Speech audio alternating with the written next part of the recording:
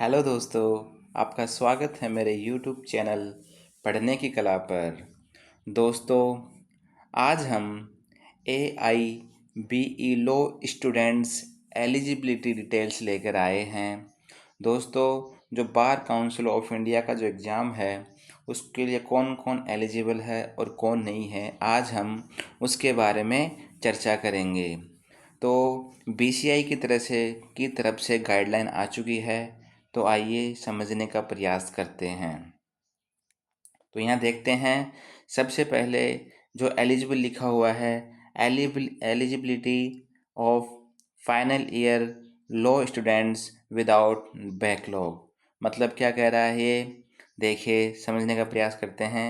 इसमें बोला गया है कि candidate currently in their final semester, okay, जो फाइनल सेमेस्टर में है, ठीक है, final semester of 3 year and और 5 year LLB degree course studying at a BCI recognised university.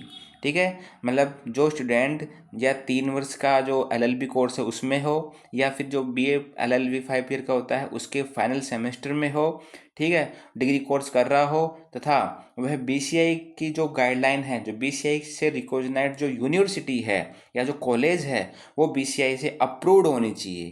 ठीक है, अप्रूव्ड होनी चाहिए, उस कॉलेज में वो अध्ययन करता हो। ठीक है, are eligible to register for AIB, तो वह विद्यार्थी इसमें रजिस्टर कर सकता है। ठीक है, रजिस्टर इसमें कर सकता है।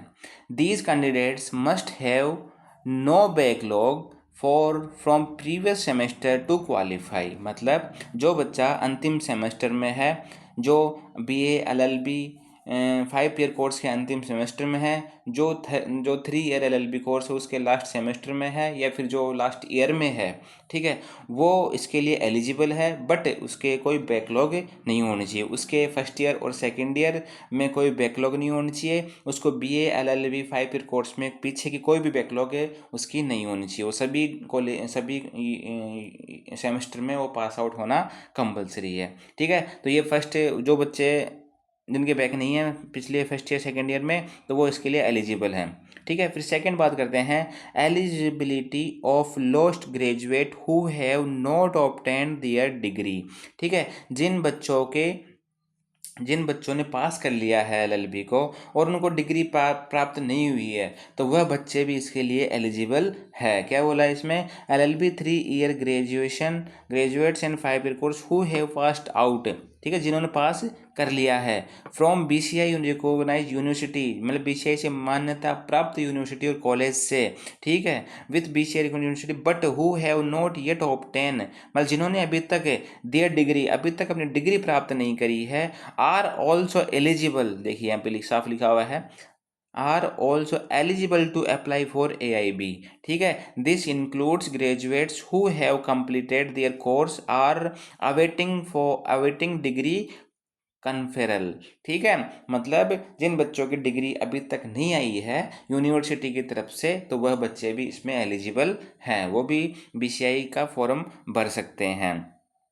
ठीक है, फिर 3 जो एलिजिबिलिटी है वो देखते हैं। देखिए 3 एलिजिबिलिटी में बताया गया है कि eligibility of graduates who have obtained their degree, ठीक है, but have not enrolment have surrendered their enrolment certificates.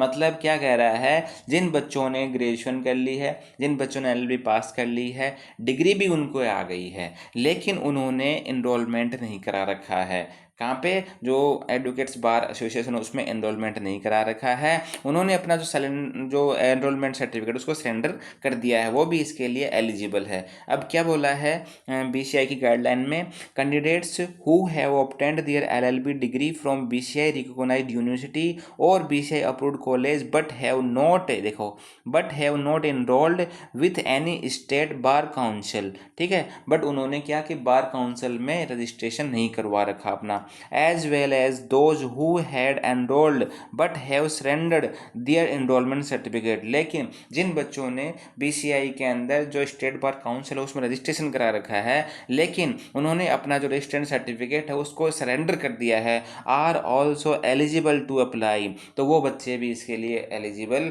हो सकते हैं AIBE एग्ज़ाम के लिए।